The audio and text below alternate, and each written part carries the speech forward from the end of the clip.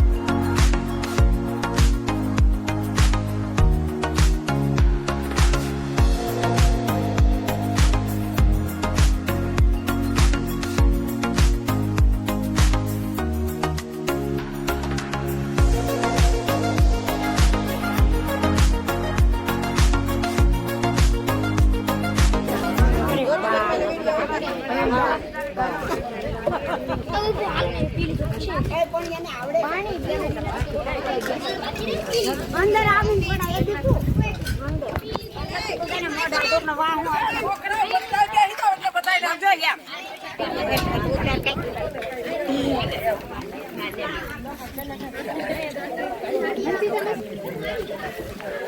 મને તાણે ફાઈનો હરખા લઈ લેતો આમ જો મીરા મને તાણે કામ ને હરી ક્યું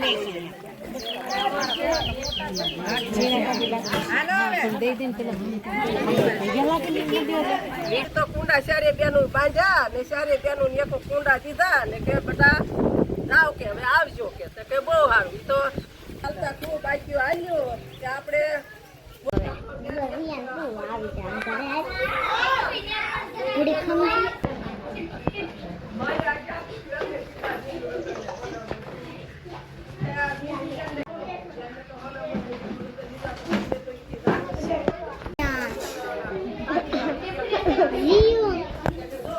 તો આપણે મંદિરે બધાને શરબત પાઈ દીધું ને હવે જાય છે ઘેરે। તો આપણે જે મંદિરેથી શરબત પાઈને ઘેર આવી ગયા ને ઘેર આવીને આપણે જે બધું માલનું કામ કર્યું છે। અમારા એક ભેંસ છે,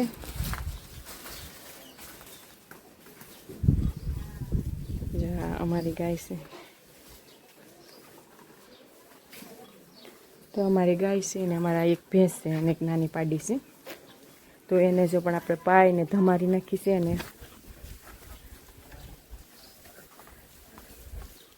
તો પાઈ લીધી, ધમારી નાખી અને નીરી દીધું છે ને હવે આપણે બનાવવાની છે રસોઈ। તો પહેલાં રસોઈ બનાવી નાખીએ આપણે।